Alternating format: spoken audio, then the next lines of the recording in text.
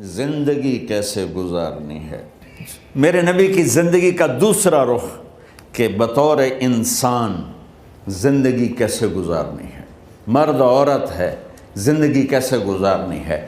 پہلا رشتہ جو قائم ہوا دنیا میں وہ ہے خامد اور بیوی، حضرت آدم اور حوا کا نکاح ہوا۔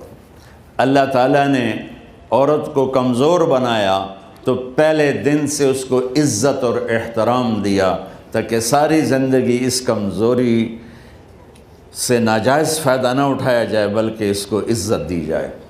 کہ آدم علیہ السلام کے لیے مٹی اکٹھی کی، پانی ڈالا، گوندھا اور ایک اسٹیچو بنایا اور ڈال دیا۔ جب وہ خشک ہوا اس میں روح ڈالی اور پھر وہ ننگے بدن تھے، پھر ان کو جنت کے کپڑے پہنائے اور جنت میں ڈال دیا۔ اس کائنات کا حسن بھی عورت سے ہے اور جنت کا حسن بھی عورت سے ہے۔ حضرت آدم علیہ السلام جنت میں، لیکن بابے جی دا دل ہی نہیں لگتا، کلے کلے ہی ٹرے پھر دیں۔ اب اللہ نے عورت کو بنانے کا ارادہ کیا تو اللہ ایک ڈھیر مٹی کا اکٹھا کر کے عورت کے لیے بھی بنا دیتا اور اس کا اسٹیچو بنا دیتا اور اس کو خشک ہونے دیتا، پھر اس میں روح ڈالتا، پھر اس کو کپڑے پہناتا۔ آپ حیران ہوں گے، سبحان اللہ، اللہ نے ایسا نہیں کیا۔ آدم علیہ السلام سوئے، آنکھ کھلی تو دیکھا ایک خوبصورت حسین عورت۔ یہ بات اکثر لوگوں کو معلوم ہوگی کہ یوسف علیہ السلام دنیا کے حسین ترین انسان تھے، اور یہ بات شاید کسی کو معلوم نہیں ہوگی کہ دنیا کی سب سے حسین خوبصورت عورت حضرت حوا ہے۔ حوا جن پر بڑھاپا آیا ہی نہیں، 1000 سال کے قریب زندگی گزاری، بڑھاپا نہیں آیا۔ حضرت آدم اور حوا قریب قریب عمر تھی۔ حضرت آدم کی عمر تو کتابوں میں مل جاتی ہے 1000 برس، لیکن حضرت حوا کی عمر کتنی تھی یہ کہیں پڑھنے کو ملا نہیں، اس لیے میں اندازہ کرتا ہوں کہ قریب قریب ہوگی۔ بڑھاپا نہیں آیا، بیماری نہیں آئی۔ اور حضرت حوا کو مینسز بھی نہیں آتے تھے۔ یہ عجیب بات آپ کو بتاؤں، اللہ نے اتنا جنت کا ان کے اندر نمونہ رکھا۔ تو جب حضرت آدم کی آنکھ کھلی تو دیکھا ایک حسن کا پیکر، انہوں نے تو جنت ہی بھول گئی۔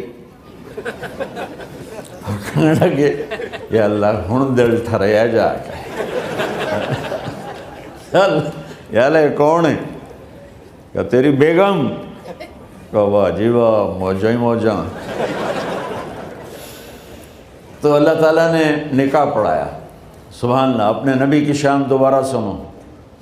تو اللہ نے کہا آدم اپنی بیگم کا مہر ادا کرو۔ تو وہ پوچھنے لگے کیا مہر ہے؟ دیکھو ایک بات سنو، مہر کسی کی بیٹی کی قیمت نہیں ہوتی۔ $1 ہو یا $1 ٹریلین ہو، بیٹی کی کوئی قیمت نہیں ہوتی۔ یہ ایک نشان ہے کہ اس بچی پر اب یہ جو خامد ہے وہ موت تک خرچہ اس کے ذمہ ہے، بیوی کے ذمہ خرچہ نہیں ہے۔ خامد کما کے لائے گا اور اپنی بیگم کو کھلائے گا، اور بیوی گھر کی ذمہ داری نبھائے گی۔ تو خیر وہ الگ بات چلی جائے گی۔ اللہ تعالیٰ نے کہا کہ مہر ادا کرو۔ کہا جی کیا مہر ہے؟ تو میرے اللہ نے کہا تیری نسل میں میرا آخری نبی آئے گا، اس پہ ایک دفعہ درود پڑھ دے، یہ مہر ہے۔ اچھا، شروع دن سے ہے کہ میں نے قبول کیا۔ قبول کیا کا مطلب ہے کہ میں اس لڑکی کو قبول کر رہا ہوں، اس کی کمیوں کے ساتھ بھی خوبیوں کے ساتھ بھی۔ اور جب لڑکی کہتی ہے سائن کرنا قبول کیا ہے، یا زبان سے کہے قبول کیا ہے، تو یہ اس بات کی گارنٹی ہے کہ میں نے اپنے اس لڑکے کو خامد ہونے کے طور پہ قبول کیا، اس کی کمیوں کے ساتھ بھی، اس کی خوبیوں کے ساتھ بھی۔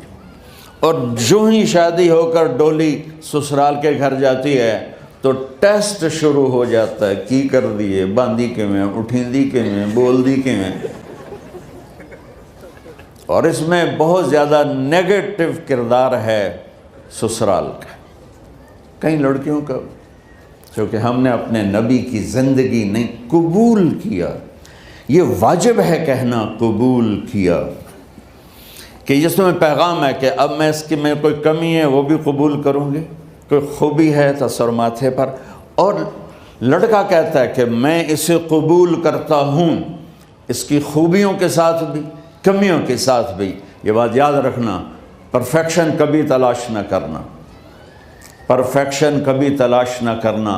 اللہ نے 100 نمبر نہیں مانگے، 51، ایک نمبر اوپر ہو گیا۔ گناہ تمہارے 50 ہیں اور نیکی تمہاری 51 ہے، تو اس ایک پر ہم تمہیں جنت میں ڈال دیں۔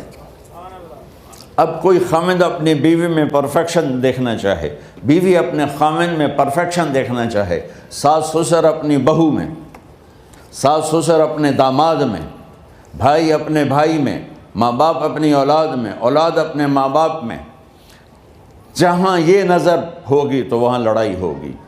کمیوں کے ساتھ قبول کرو۔ قبول کا لفظ اتنا واجب ہے، تو ڈر تو پھر بہ گئی تھی نا۔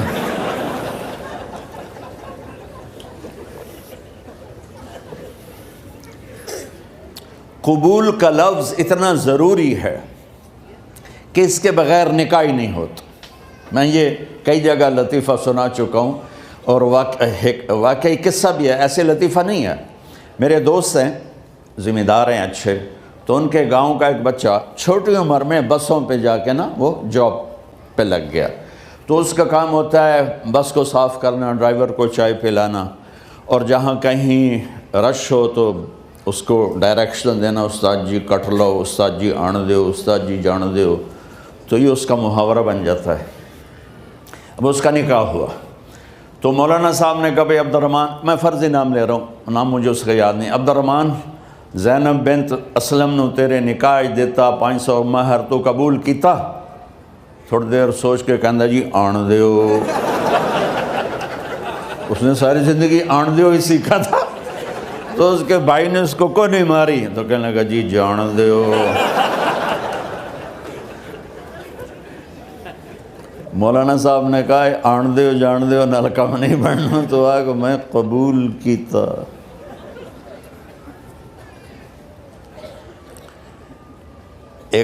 یہ بھی صحیح واقعہ سنا رہا ہوں۔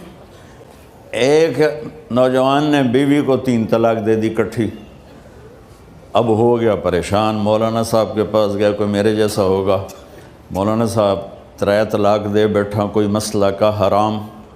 کہا جی کوئی رستہ حرام، کوئی گنجائش حرام۔ اس نے جیب سے موٹا سا لفافہ نکالا اور مولانا کے جا نماز کے نیچے ڈال دیا، کہ مولانا صاحب کوئی گنجائش؟ کہ ہن تو سوچنا ہی پوے۔ کی آکھیا ہی تو اپنی بیگم نو؟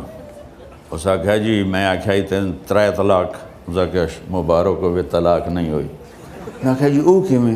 آکھے او جڑا یہ طلاق ہے عربی دا لفظ، اس سے چاکھنا پمدا ہے طلاق۔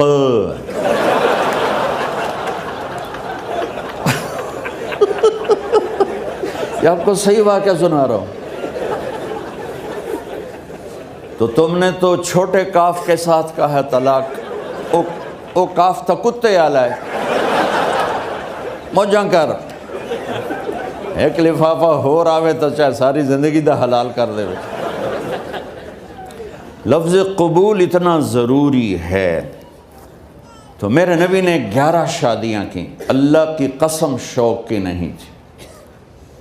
ما تزوجت وما زوجت الا بوحی من السماء نزل به جبریل، کہ لوگوں سن لو میری بات غور سے، مجھے عورت کی کوئی رغبت نہیں ہے، میں نے جہاں شادی کی، جہاں بیٹی کی شادی کی، پہلے اللہ نے آسمان سے جبریل بھیج کے حکم دیا، پھر میں نے قدم اٹھایا۔